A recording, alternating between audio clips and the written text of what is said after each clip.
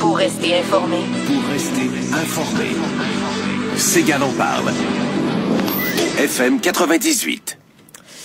Il est 9h20. Hier, je vois sur le Facebook de Carl Godreau, qui est un auditeur, je pense que c'est un de nos auditeurs fidèles, et qui est aussi quelqu'un qui fait des documentaires.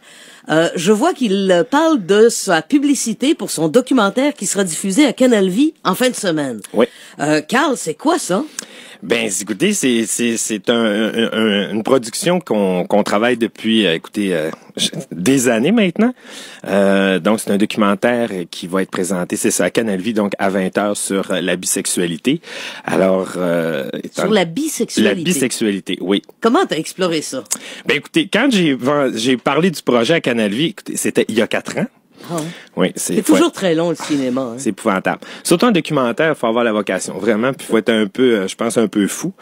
Mais c'est ça, donc j'étais allé parler, j'étais dans un événement où on pitchait des projets vraiment avec des télédiffuseurs. C'était vraiment un speed dating. On avait 10 minutes pour pitcher des projets, chaque télédiffuseur. Puis je suis arrivé devant Canal Vie, la dame qui était là, Lynn Richard, qui est plus là, et je lui parlais de projet. Et là, j'avais un projet de parler d'homosexualité en région. Je voulais faire des portraits pour donner une image positive des gays, justement, en région. Et là, elle me disait, ouais, mais tu sais, nous autres, l'homosexualité à Canal Vie, ça fait 10 ans qu'on en parle avec Sortigué. Ils ont l'impression qu'ils ont déjà tout fait. C'est ça. On essaie toujours d'être en avance sur des sujets, tout ça, puis essayer de suivre l'évolution, tout ça. Et moi, je sais pas pourquoi, écoutez, j'ai eu une bulle au cerveau et je lui ai vraiment dit en pleine face, ben moi, les bisexuels, ça me fait chier, hein. Là, je vous dirai pas quoi, parce que j'avais utilisé un gros mot. Et là, elle a fait, ah oui, comment ça? Ben, j'ai dit, écoutez, ils peuvent tout avoir, les bisexuels. Tomber en amour avec des hommes, tomber en amour avec des femmes, avoir des enfants. Oui. J'ai dit, sont chanceux, à la limite. Et là, elle m'a regardé et elle me dit, ça, je le veux. Alors là, ça, c'était le premier projet que j'ai décroché avec ma nouvelle entreprise de production. Oh, mais là, tu déniches ça où? Ah, ben là, c'est ça, là, c'est que là, quand j'ai fini. Tu d'avouer dans ce domaine-là. Ben oui, puis là, surtout que là, tu finis ton pitch, tu dis, yes, j'ai accroché un projet à Canal Vie, mais là, tu dis, oh shit, là, faut que je livre la marchandise, et là, faut que je trouve des bisexuels. Et là, moi, je lui avais garanti en plus qu'on aurait des personnes qui allaient parler devant la caméra, pas de bande noire, pas de voix off, tout ça, vraiment. Et là, c'est pour ça que j'ai contacté une réalisatrice qui s'appelle Suzanne Guy, qui je lui ai proposé le projet parce que c'était une réalisatrice qui faisait du documentaire, qui avait souvent des sujets à caractère sociaux, oui, je l'ai dit au pluriel, c'est ça. Et puis elle avait exploré l'avortement, qui avait fait beaucoup parler son documentaire aussi, tous des sujets un peu disons pas sensibles, mais c'est difficile de faire changer le monde à visage découvert. C'est en plein ça. Les femmes en prison, elle a fait un documentaire là-dessus. Donc quand je lui ai parlé de ça, tout de suite elle a été fascinée parce qu'elle était hétérosexuelle puis moi homosexuel. Donc c'est ce qui était intéressant dans notre team, c'est que nous autres on était comme deux approches différentes et moi je lui disais dans la communauté gay, le bisexuel c'est l'ennemi à battre. OK. Puis parce que souvent, pour la plupart des gens, c'est des personnes qui sont dans le garde-robe, puis c'est des gays pas avoués. Et c'est tellement pas ça, parce que Kingsley, lui, l'avait établi sur son échelle, là. Le fameux... De 1 à 6 étant 1 homosexuel, hétérosexuel, 6 homosexuels et 3 bisexuels. Et nous, vraiment, c'est l'univers des 3, si on peut dire. Oui. Donc, c'est des vrais bisexuels, c'est des personnes qui ont la capacité de tomber en amour avec des personnes. Il n'y a plus de notion de genre pour eux. OK. Donc, c'est un peu ce que Clémence Desrochers avait dit dans une entrevue, j'avais trouvé ça sublime. On lui avait demandé est-ce que vous êtes porteur de la cause homosexuelle? Elle a dit non, moi j'aime Monique, c'est tout. Louise. Oui. J'aime Louise, c'est tout. Elle aime une personne. C'est ça. Ça se fiche pas mal du sexe de cette personne-là. Ben c'est un peu ça. C'est sûr que quand on a rencontré là maintenant, Suzanne a découvert cet univers-là. Là, à chaque fois elle m'appelait puis elle dit là, Carl, elle dit écoute, elle dit je suis dans un no man's land. Elle dit moi je suis un univers inconnu. Et puis elle trouvait ça fascinant.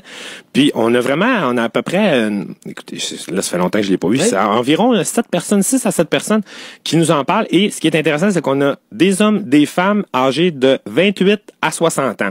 Donc on ratisse large parce qu'en plus on est les premiers vraiment à faire un documentaire sur ce sujet-là et c'est pourquoi Canal Vie a sauté sur l'opportunité.